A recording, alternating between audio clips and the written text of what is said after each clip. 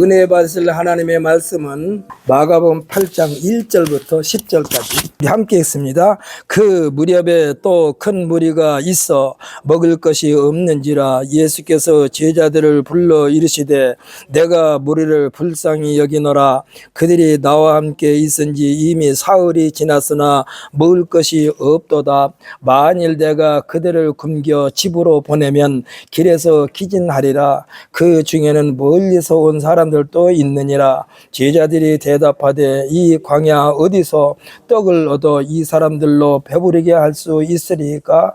예수께서 물으시되 너희에게 떡 몇 개가 있느냐? 이르되 7이로소이다 하거늘 예수께서 무리를 명하여 땅에 앉게 하시고 떡 7개를 가지사 축사하시고 떼어 제자들에게 나누어 주게 하시니 제자들이 무리에게 나누어 주더라. 또 작은 생선 두 마리가 있는지라 이에 축복하시고 명하사 이것도 나누어 주게 하시니 배불리 먹고 남은 조각 7광저리를 거두었으며 사람은 약 4,000명이었더라. 예수께서 그들을 흩어 보내시고 그 제자들과 함께 배에 오르사 달마누다 지방으로 가시니라. 아멘. 할렐루야. 우리 한번 선포합시다. 우리는 세상 끝에서 칭찬받는 자가 되십시다. 아멘. 할렐루야. 세상 끝에서 칭찬받는 자가 되십시다. 이거는요, 일생을 통하여 긴장하면서 살자라는 뜻도 되는 거예요. 왜냐하면 세상 끝을 내가 모르기 때문에 그래요. 세상 끝을. 아마 세상 끝을 안다면은 사람들이 몇 시까지는 엉망진창으로 살다가도 마지막에 예수님 우편 행악자가 용서 받은 것처럼 그렇게 용서받을 수 있는 기회가 주어질 거예요. 그런데 앞으로 인류 역사상 그렇게 죽기 바로 직전에 예수님을 시인하고 죽을 사람이 없어요. 우리나라 속된 말로 뭐라고 말합니까? 죽을 때는 꽥소리도 못하고 죽는다고 그래. 아무 소리도 못하고 죽어요. 그래서 우리는 세상 끝에서 칭찬받는 자가 돼야 되겠다. 그러려면 어떻게 해야 되겠는가? 오늘 보면 마가복음 8장 1절부터 10절까지와 또 마태복음 15장 32절로 39절에 같은 내용이 기록되어 있습니다. 저는 오늘 말씀을 통하여 나는 지금 무엇을 생각하고 있는가라는 제목으로 의뢰받는 시간 되시기를 예수님의 이름으로 축복합니다. 제가 아까 말씀드렸죠. 퀴즈 낸다고. 제가 지금 말씀드리는 속에 퀴즈가 들어있어. 아직 퀴즈의 정답이 들어있어. 가장 먼저 대답하는 사람에게 선물을 줄 것입니다. 성경 사복음서, 우리가 사복음서 하면은 마태복음, 마가복음, 누가복음, 요한복음 이렇게 말하는데 이 사복음서에는 똑같이 오병이어의 기적에 대하여 기록되어 있는 것을 성도들이 너무나도 잘 알고 있습니다. 오병이어의 기적이 뭡니까? 물고기 2마리와 떡 5덩이로 5,000명을 먹이고도 남았다고 그랬어요. 그런데 이 오병이어의 기적은요, 기록자의 관점에서 약간씩 다르게 표현한 장면이 나오는데 특히 요한복음 6장 1절로 15절에 보면은 유대인들만을 대상으로 행하신 장면이라고 할 수가 있습니다. 여기에 특별히 6장 6절로 7절까지를 보면 너무나도 이성적인 판단하기를 마다하지 않고 항상 정확한 계산을 앞세우는 제자 빌립에 대하여도 말씀하고 있는데 그 장면을 제가 한번 상고해 보겠습니다. 요한복음 6장 1절로 15절 중에서 6절부터 7절까지입니다. 이렇게 말씀하시면 친히 어떻게 하실지를 아시고 빌립을 시험하고자 하심이라. 빌립이 대답하되 각 사람으로 조금씩 받게 할지라도 200데나리온의 떡이 부족하리이다 그랬어요. 이건 퀴즈는 아닙니다. 그런데 예비 문제예요. 예비 문제. 몇 데나리온이 있어야 된다고요? 예? 200데나리온 조금 전에 했는데 대답들을 시원하게 못해. 200데나리온. 200데나리온은 1데나리온이 얼마냐? 우리 장정들이 하루 아침 새벽부터 나가서 일 끝나면 맨 마지막에 받아온 일당을 데나리온이라고 했어요. 1데나리온. 200데나리온. 이게 200명이 버는 돈을 몽땅 투자해야만 겨우 조금씩이라도 먹일 수 있다라고 지금 이 빌립이 말했어요. 이 빌립 말이 틀린 게 아닙니다. 빌립은 정확해요. 그러면은 빌립만 이렇게 생각했을까요? 오늘날 특히 똑똑하고 영특하다고 생각하면서 자기 주장에 뚜렷한 사람들이 예수님을 믿는다는 것이 결코 쉽지 않다 이 말씀이에요.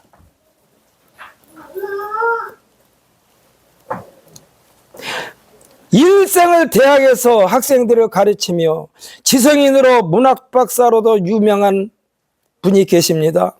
영원한 문화체육부 장관이라고 닉네임이 늘 붙여다니면서 일생을 살았던 분이 계십니다.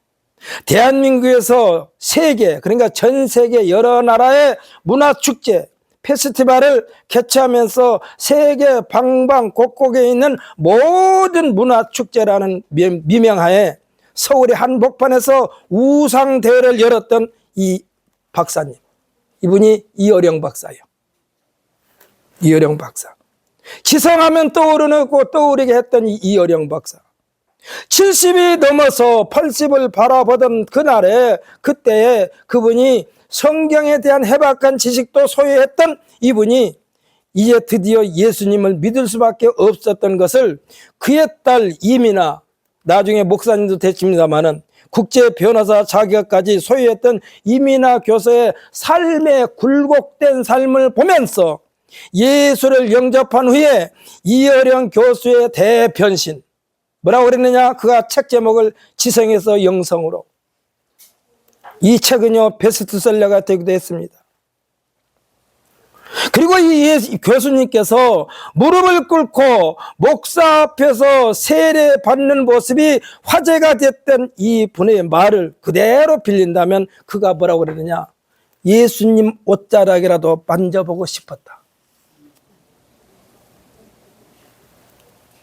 이분이요 성경에 대해서 너무너무 잘 알아요.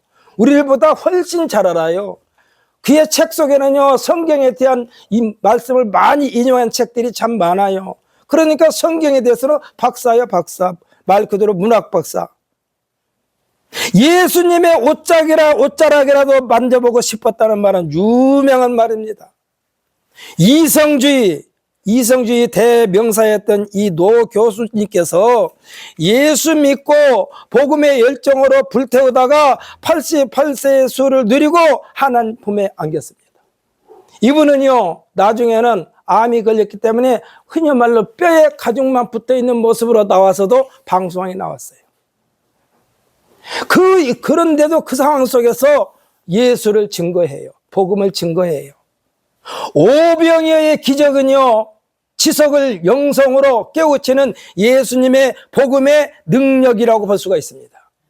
누구를요? 대표로 해서 빌립은요 정확한 계산을 좋아해요. 그리고 눈으로 확인해야만 돼. 그래야만 직성이 풀린 사람이 이 빌립이요. 오늘 본문에 나오는 질병이의 기적은요 유대인뿐만 아니라 누구든지 예수님을 만나고 굳게 믿는 사람에게 하나님의 능력에 대한 실체를 보여주신 것이라고 할 수가 있습니다.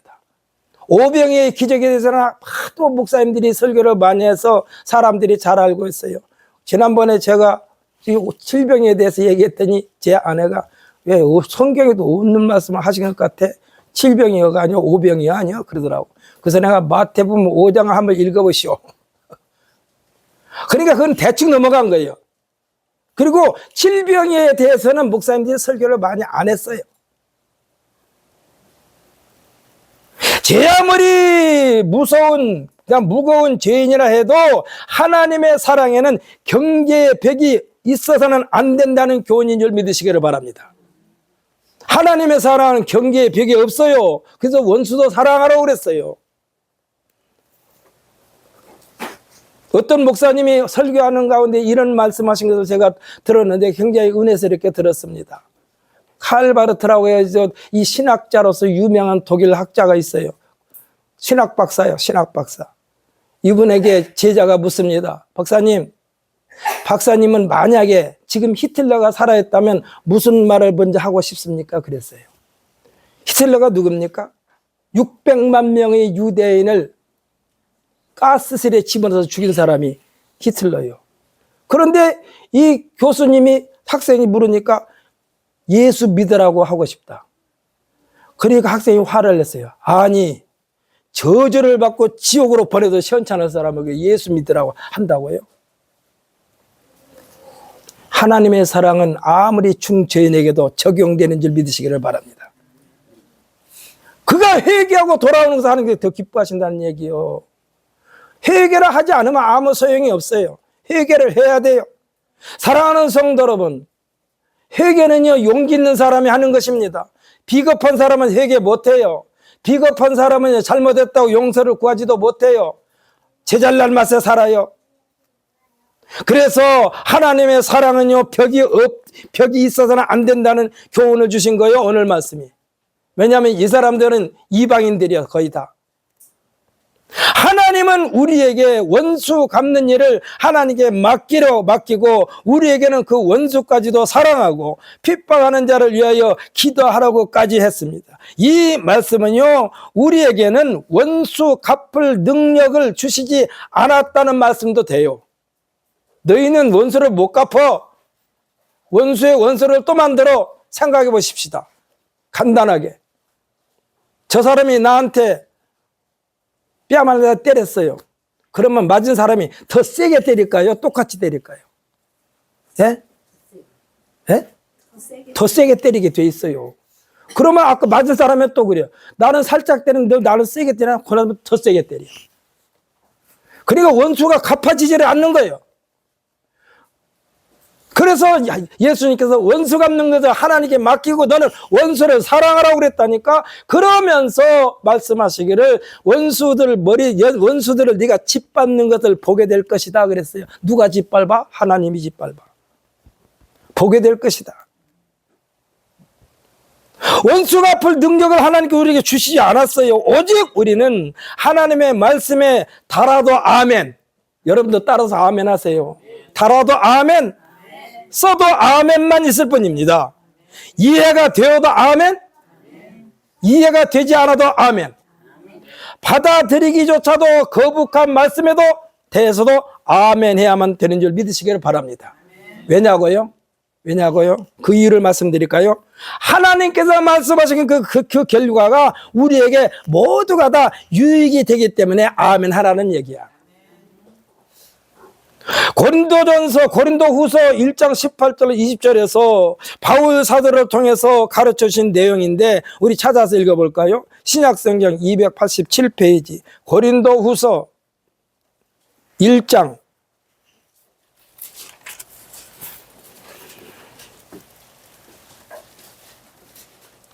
신약성경 287페이지입니다.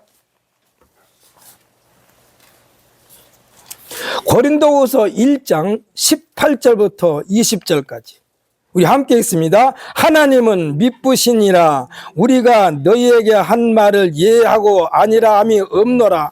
우리 곧 나와 실로아노와 디모데를 말미암아 너희 가운데 전파된 하나님의 아들 예수 그리스도는 예하고 아니라함이 되지 아니하셨으니 그에게는 예만 되었느니라.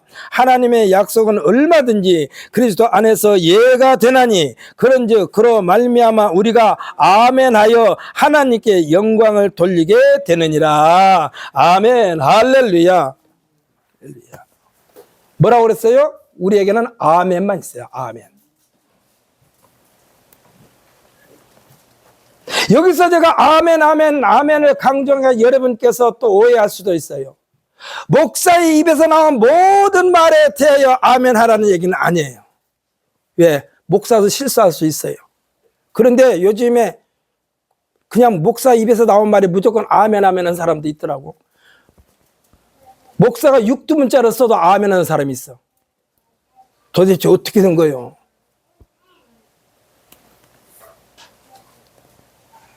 입에서 나오는 것은요, 그 사람은 성품이 나온다는 사실을 믿으시기를 바랍니다. 입에서 나오는 것은 그 사람 성품이 나오는 거예요. 자기 마음에 가지고 있는 것을 그대로 표현하는 것이 입으로 나오는 거예요. 그래서 입에서 육두문자가 나온다는 것은 그 속에 욕이 꽉 차 있다는 얘기예요. 하나님의 말씀에 그런데요 하고 토를 다는 순간 순수성은 사라집니다. 자신의 눈앞에 손익 계산만 앞서게 됩니다. 그리고는요 핑계 아닌 핑계를 대면서 질질 끌게 됩니다. 사랑하는 성도 여러분, 저와 여러분은 하나님의 말씀을 거부해서는 안 된다는 것입니다. 믿습니까? 하나님께서 하시는 일에 대하여는 아멘 이외에 달리 우리가 할 수 있도록 그 무엇도 허락하지 않으셨습니다. 거부하면 거부할수록 하나님께서 하시는 일에 어깃장만 놓는 거예요. 어깃장만 놔.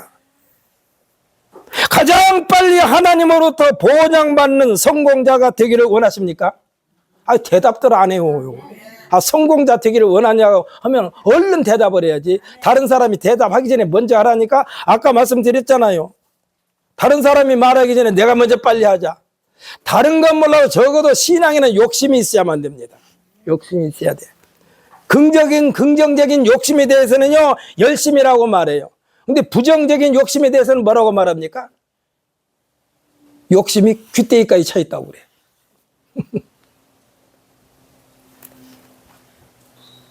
성경에 대해서는 적어도 우리는, 하나님에 대해서는 적어도, 또한 신앙에 대해서는 적어도 우리는 그 부분에 대해서는 욕심을 가질 필요가 분명히 있습니다. 아멘? 할렐루야. 그러니까 아멘밖에 없어. 우리에게는 거부하면 거부할수록 하나님께서 하는 일에 어깃장만 놓는 꼴이 된다니까. 가장 빨리 하나님으로부터 보장받는 성공자가 되기를 원하십니까?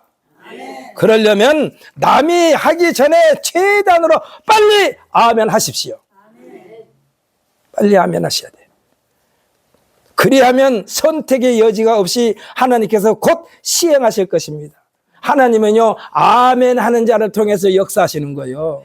근데 아멘을 빨리 해야만이 그 사람을 들어서 쓰지.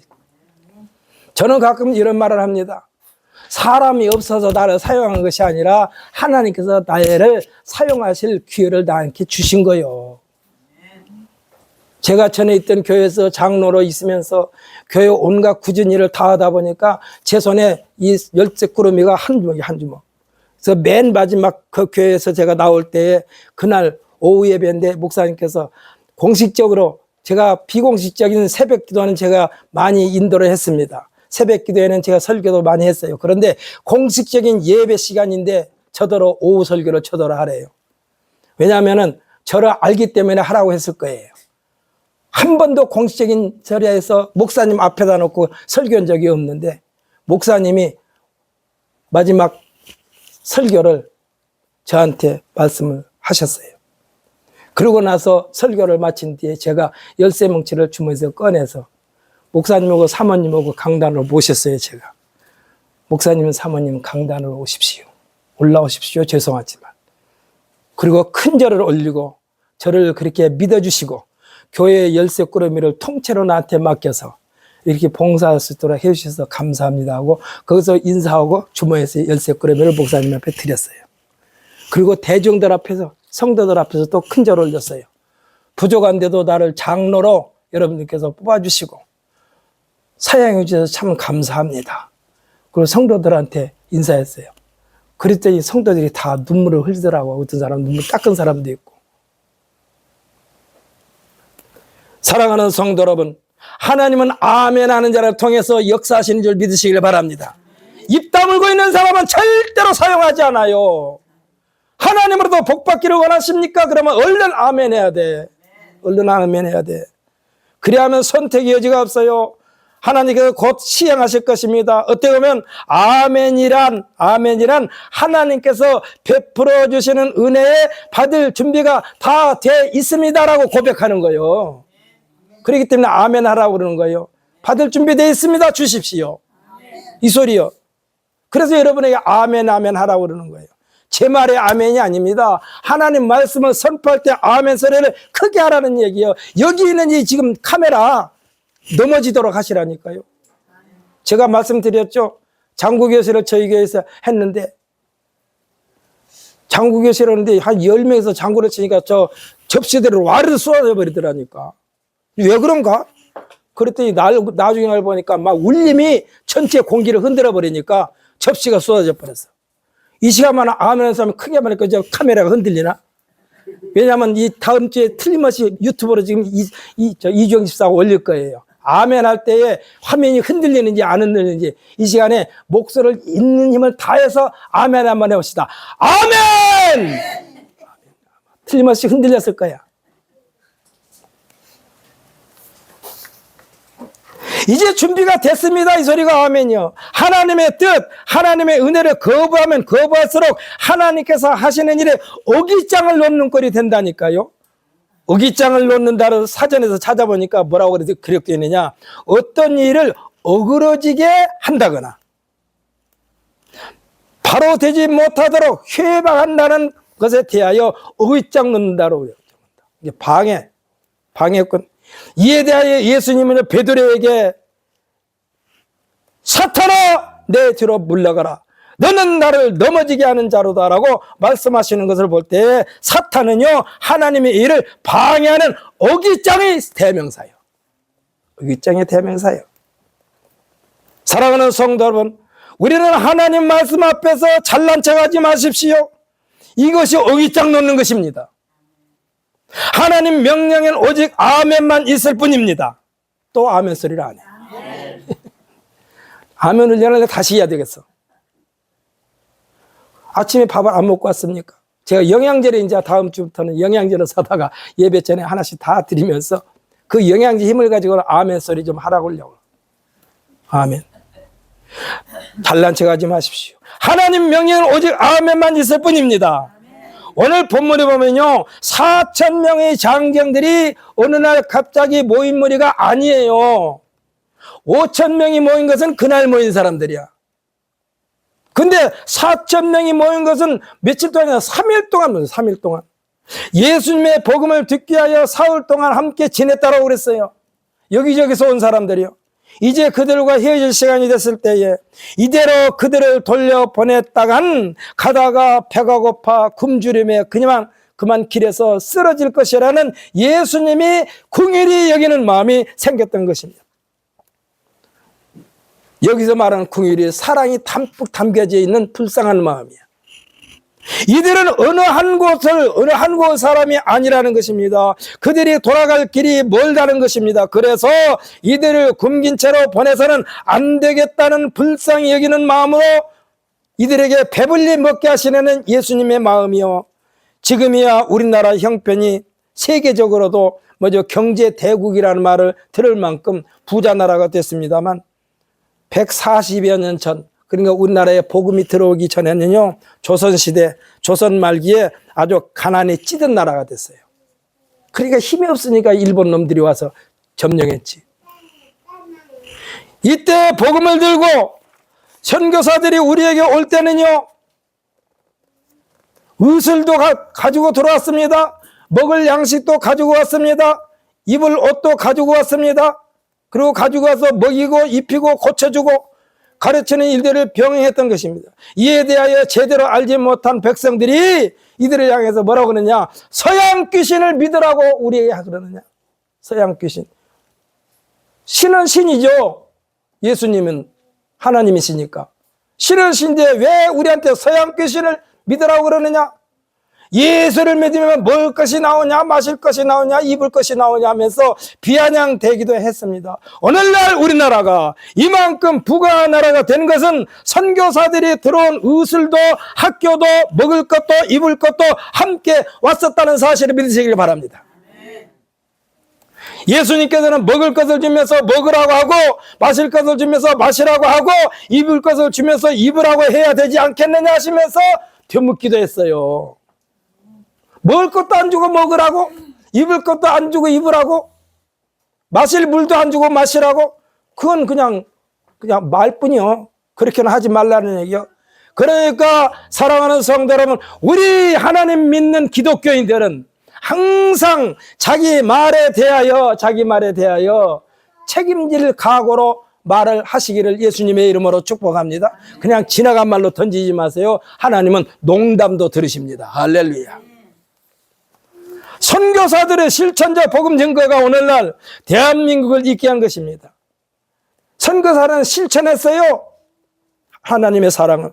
성도들의 삶은 언제나 하나님의 사랑에 빚진 자라는 것을 잊지 말고 일반 사람들, 이방인들보다 더 바쁜 삶, 열심을 내는 삶이 되어야만 할 것입니다. 그래서 예수 믿는 사람은 두 가지 인생을 사는 거예요. 세상 사는 사람, 세상 사는 사람들이 사는 삶과 하늘나라를 준비하는 삶. 이 두 가지의 삶을 살기 때문에 우리는 바빠야 돼요. 제가 오늘 아침 몇 시에 일어났는지 아십니까? 3시 40분에 일어났어요. 3시 40분에 일어났어. 3시 40분에 일어나서 오늘 지금 제가 다 온몸을 여러분에게 던집니다, 지금. 오늘 말씀을 어저께 준비하면서 오늘 성도들 이 말씀을 다 빠짐없이 다 먹어야 되는데. 다 먹어야 되는데. 지금 예수님께서 3일 동안 함께 지냈던 그들에게 배부르게 한 후에 각자 집으로 가게 한 후에 끝정리까지 다 확인하신 후에 다른 지방으로 가신 것을 보게 됩니다. 오늘 우리가 끝부분에 보면 그렇게 말씀하시지 않았어요? 오병이의 기적의 현장에서는 5,000명을 배불리, 퀴즈 나옵니다. 여러분 퀴즈 나와요. 잘 들으세요. 내가 왜 이런 퀴즈를 내었을까? 벌써 먼저 힌트를 먼저 드렸어. 근데 맨 먼저 대답하는 사람한테 이걸 줄 거예요. 지금 당장 줘요. 예배 끝나고 안 줘. 지금 당장 줄 거예요. 오병이의 기적 현장에서는 5,000명을 배불리 먹게 했던 5개의 떡과 생선 2마리가 다 배불리 먹고 남은 것이 몇 바구니라고 했습니까? 12바구니라고 했습니다. 이건 퀴즈가 아니에요. 12바구니라고 그랬죠. 그런데 오늘 7병이의 기적의 현장에서는 12바구니가 아니고 기적의 현장에서는 4,000명을 장정만 4,000명의 배불리 먹게 한 후에 7 광주리가 남았다고 했습니다. 어느 쪽이 더 많이 남았을까요? 12광주리와 12바구니와 7 광주리 중에 어느 쪽이 더 많을까요? 네, 누가 그랬어 금방? 누가 7이라고 그랬어요? 맞았습니다. 나오세요.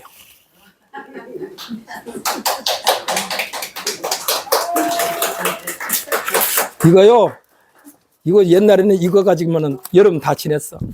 올여름에 땀띠도 나지 말고. 이거까지 키스까지.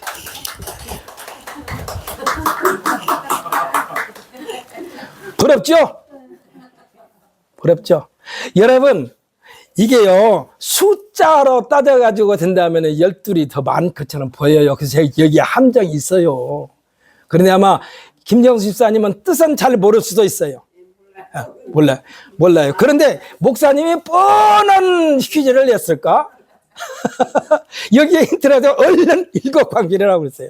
제가 왜 그러느냐? 7 광주리가 왜 더 많냐?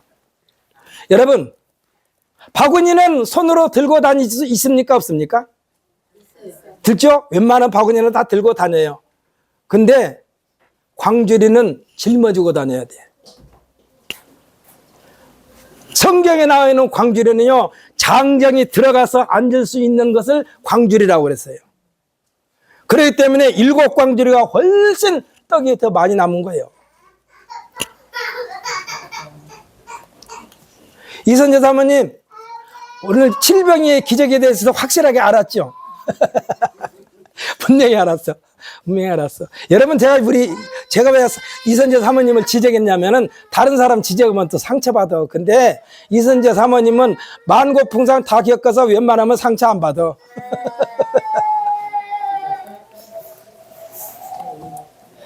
그러니까 사랑하는 성도 여러분, 우리가 예수님을 잘 믿고 실천하는 자에게는 언제나 넉넉함이 넘치는 복을 받을 줄 믿으시기를 예수님의 이름으로 축복합니다. 그냥 간신히 차는 것이 아니라 넉넉하게 하고도 남게 해주신다니까. 성경에 기록되어 있기를 강하고 담대하라 했습니다. 이는요 믿음의 배짱을 가지라는 얘기야.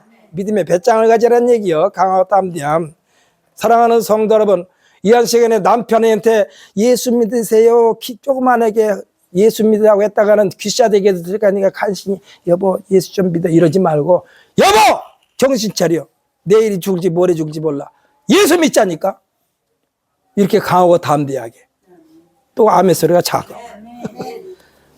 강하게 몰아붙여. 넉넉하게.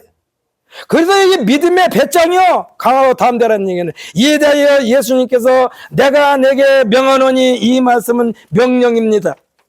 머뭇거리지 말라는 말씀도 됩니다. 성경 곳곳에 여호와께서 말씀하시기를 여호와께서 말씀하여 가로되 여호와의 말씀이니라 나의 삶을 두고 맹세하노니 등의 말씀은 수백 번 기록되어 있습니다. 이는요 쩔쩔매지 말라는 말씀이요 곧바로 시행하라는 말씀이요.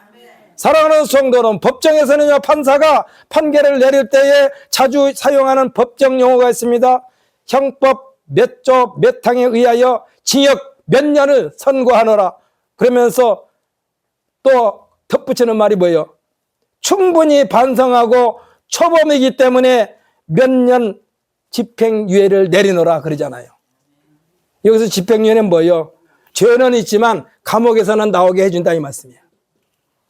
그렇다고 이 사람이 죄가 없다는 뜻은 아닙니다. 감옥에서 풀려나오는 것으로 보게 되는데 이는 무죄가 아니에요. 집행을 유예에 미룬다는 것입니다. 이 집행유예 기간 동안에 다른 죄를 범하게 되면 곧바로 구속 집행 명령이 떨어집니다. 곧바로 빨리 구속하라.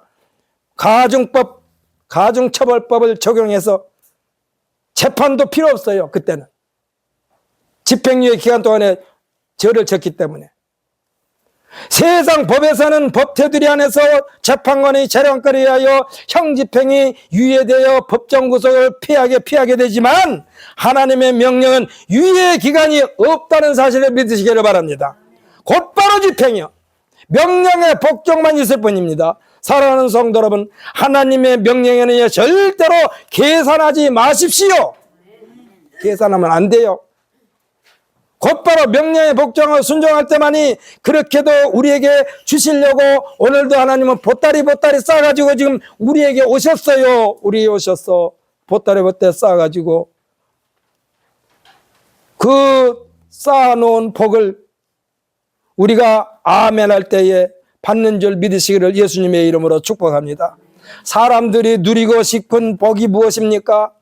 권세입니다.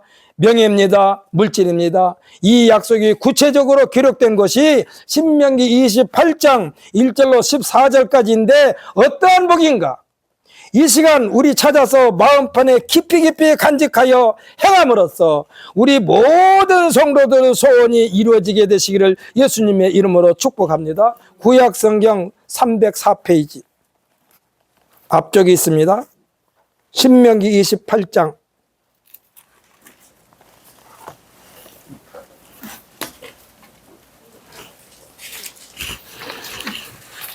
신명기 28장 1절부터 14절까지 좀 깁니다만은 읽어야 돼. 왜냐하면 이것을 여러분 마음판에 새기십시오.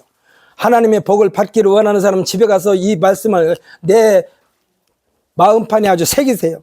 함께 읽습니다. 28장 1절부터 14절까지 함께 읽습니다. 내가 내 하나님 여호와의 말씀을 삼가 듣고 내가 오늘 내게 명령하는 그의 모든 명령을 지켜 행하면 내 하나님 여호와께서 너를 세계 모든 민족 위에 뛰어나게 하실 것이라. 내가 내 하나님 여호와의 말씀을 청종하면 이 모든 복이 내게 임하며 내게 이르리니 성읍에서도 복을 받고 들에서도 복을 받을 것이며 내 몸의 자녀와 내 토지의 소산과 내 짐승 새끼와 소와 양의 새끼가 복을 받을 것이며 내 광주리와 떡반죽 그릇이 복을 받을 것이며 내가 들어와도 복을 받고 나가도 복을 받을 것이니라. 여호와께서 너를 대적하기 위해 일어난 적군들을 내 앞에서 패하게 하시리라. 그들이 한 길로 너를 치러 들어왔으나 내 앞에서 7길로 도망하리라. 여호와께서 명령하사 내 창고와 내 손으로하는 모든 일에 복을 내리시고 내 하나님 여호와께서 내게 주시는 땅에서 내게 복을 주실 것이며 여호와께서 내게 맹세하신 대로 너를 세워 자기의 성민이 되게 하시리니 이는 내가 내 하나님 여호와의 명령을 지켜 그 길로 행하 행할 것임이니라. 땅의 모든 백성이 여호와의 이름이 너를 위하여 불리는 것을 보고 너를 두려워하리라. 여호와께서 내게 주리라고 내 조상들에게 맹세하신 땅에서 내게 복을 주사 내 몸의 소산과 가축의 새끼와 토지의 소산을 많게 하시며 여호와께서 너를 위하여 하늘의 아름다운 보고를 여시사 내 땅에 때를 따라 비를 내리시고 내 손아라는 모든 일에 복을 주시리니 내가 많은 민족에게 꾸어줄지라도 너는 꾸지 아니할 것이요 여호와께서 너를 머리가 되고 꼬리가 되지 않게 하시며 위에만 있고 아래에 있지 않게 하시리니 오직 너는 내가 오늘 내게 명령하는 내 하나님 여호와의 명령을 듣고 지켜 행하며 내가 오늘 너희에게 명령하는 그 말씀을 떠나 좌로나 우로나 치우치지 아니하고 다른 신을 따라 섬기지 아니하면 이와 같으리라. 아멘. 할렐루야. 이와 같으리라. 이와 같으리라. 이와 같으리라의 주인공이 되시기를 예수님의 이름으로 축복합니다. 오늘 본문 6절에서 떡 7개를 가지사 축사하시고 했습니다. 7절에서는 작은 생선 2마리가 있는지라 이에 축복하시고 했습니다. 이는요 결정권자인 아버지에게 결제를 받으시고라는 말씀도 됩니다. 그러나 사실은 예수님께서는 아버지에게 결제 받을 필요가 없이 곧바로 우리에게 복을 주실 분이 예수님인 줄 믿으시기를 바랍니다. 그 축사하시고 축복하시고 이와 같은 절차를 밟을 필요도 없는 분이 예수님이요. 곧바로 제자들에게 명령만 내려도 아무 상관이 없습니다. 하나님 아버지 앞에서 영을 월권 행위하시는 것도 아니에요. 그렇다면 왜 제자들이 보고 있고 수천 명이 지켜보고 있는 가운데 축사하시고 축복을 하셨을까요? 축복이라는 복을 비는 것을 말한다고 그랬죠. 이는 예수님의 행위 하나하나가 제자들을 가르치는 시청과 교육이기 때문에 그래요. 이것은 뭐냐? 너희는 내 제자가 아니냐? 나처럼 하라는 뜻이야. 나처럼. 어떻게? 기도. 너희가 무슨 일을 하든지 기도함으로써 겸손의 틀을 벗어나지 말라는 가르침인지 믿으시기를 바랍니다. 우리가 아차하면요 예수님께서 계시할 자리에 텁썩 자기 자신도 모르게 앉을 때가 있어요. 그래서 우리나라 속담이 이런 게 있잖아요. 앉을 자리도 봐가면서 앉으라. 우리가요 예수 잘 믿는다고 큰소리 빵빵 치는 사람이 잘못하면 예수님이 앉아야 할 자리에 자기가 앉아가지고 예수님 노릇을 하려고 하는 자들이 많다 이 얘기요. 이들이 누구냐? 거짓 선지자요. 적그리스도요. 가짜요. 예수님께서 말씀하신 거짓 선지자. 양의 옷을 입고 너에게 나와나 속에는 노략질하는 일이라고 그랬습니다. 이게 자기 욕심을 채우려는 자들이야. 왜 성경은 우리에게 기도하라 했을까요? 왜 말씀을 주야로 묵상하라 했을까요? 왜 마음판에 새기라고 했을까요? 무식 중에라도 하나님의 말씀을 망각한 경고망동하지 못하게 하시려고 당부하신 것입니다. 이와 같은 자들에게 계시록 2장 4절에서 책망할 것이 있다라고 했어요. 누구에게 했을까요? 나름대로는 자신의 신앙생활 잘하고 있다고 어깨에 힘을 주고 목이 뻣뻣하며 교만한 교회 지도자들, 여기서 있는 이 목사들, 교회 장로들, 권사나 집사들에게 책망할 것이 있다라고 말하는 거예요. 왜? 예수님이 앉아야 할 자리에 자기들이 앉아 있으니까. 하나님께 영광 돌려야 돼. 자기들이 영광을 차지하고 있으니까. 그래서 너에게 책망할 것이 있다고 그런 거예요. 칭찬을 쭉 하다가 너에게 책망할 것이 있다. 그게 무슨 말씀이요? 너희들이 신앙생활은 참 잘하고 있어. 그런데 한 가지 책망할 것이 있다. 첫사랑을 잊어버렸다. 그래서 첫사랑이 뭡니까? 처음에 순수한 마음을 말하는 거예요. 처음에 순수한 마음. 너희들의 순수성, 너희들의 순박함, 너희들이 겸손이 어디에서부터 생겼느냐? 이에 대하여 계시록에서는 너의 처음 사랑을 버렸노라 그랬어요. 사랑하는 성도는 우리들의 신앙의 색깔도요, 신앙의 열정도, 신앙의 조심성도 시종일관 같은 색깔, 같은 열정, 같은 조심성, 같은 겸손을 끝까지 유지함으로써 오늘 설교 제목 뭐라고 그랬어요? 나는 지금 무엇을 생각하고 있는가? 인생의 마지막 끝자락을 생각하라는 거예요. 그러면서 나는 지금 무엇을 생각하고 있는가라는 이 질문을 나 자신에게 던지면서 처음 예수님께서 우리에게 보여주시면서 행하셨던 대로 주님 앞에서 우리를 보시면서 착하고 충성된 종아, 내가 적은 일에 충성하였음에 내가 많은 것을 내게 맡기리니 내 주인의 즐거움에 참여할지어다. 이 말씀을 들을 때까지 생각하면서 삶을 유지하시기를 예수님의 이름으로 축복합니다. 우리는요, 이 세상 끝에 칭찬받을 자가 돼야 돼요. 칭찬받을 자가 돼야 돼. 사랑하는 성도 여러분, 오늘 복 받기를 원하셨습니까? 아멘. 그러면 웃으면서 한번 아멘 한번 합시다. 복 받을 준비를 다 하셨습니까? 아멘. 웃으려면 양쪽이 입이 찢어져야 돼요. 여러분들께서 웃는 습관은 자주 기르시기 바랍니다. 집에 가서 웃으면 주름이 어디로 생깁니까? 옆으로 생겨요. 인상을 쓰면 주름이 세워서 생겨요. 얼굴에 세로 주름이 있는 것은 우리 필 수 있는 방법은 한 가지밖에 없어. 많이 웃고 많이 즐거워하고 그러면은 이 세로 주름이 옆에 주름으로 바뀌는 거예요. 우리 탈 중에 하여탈 있죠. 하여탈. 하여탈이 늙은 사람 모습입니까? 젊은 사람 모습입니까? 연세 있으신 사람분의 모습인데 주름이 세로 주름은 하나도 없어. 전부 다 가로 주름이야. 오늘은 제가 우리 박건우 집사님을 지명해서 말씀드리겠습니다. 집사님, 하나님 앞에 갔을 때 가로 주름이 많게 되시기를 예수님의 이름으로 축복합니다. 아멘. 할렐루야. 할렐루야. 그래서 우리 삶 속에는 항상 웃음이 넘쳐야 돼. 넘쳐야 돼. 깔깔거리면서. 우리 10대들 특징이 뭡니까? 아무것도 아닌 것 가지고 막 시끌벅적하면서 깔깔대잖아요. 특히 여고생들 교문에서 나올 때 보면 전부 다 깔깔거리면서 웃으면서 나와. 인상 쓰면서 나온 사람이 몇 사람 있어. 선생님으로부터 책망받은 애들. 근데 거의가 다 깔깔거리면서 나와. 사랑하는 성도, 우리는 항상 웃으면서 아멘 하면서 아멘 하면은요, 집에 가서 아멘 한번 거울 쳐다보면서 해보십시오. 얼굴에 인상이 써진가, 주름이 세워진가. 아멘 하게 되면요, 주름이 옆으로 생겨. 여러분 스스로 늘 아멘 하여 하나님께서 주신 말씀 다른 사람한테 뺏기지 말고 내 것으로 만들면서 일생 동안 나에게 질문을 하십시오. 나는 지금 무엇을 생각하고 있는가? 나는 지금 무엇을 생각하고 있는가? 나 자신에게 묻고 나는 하나님의 영광을 생각하고 있다라고 대답할 수 있는 우리 모두가 되시기를 예수님의 이름으로 축복합니다. 다 같이 기도합시다.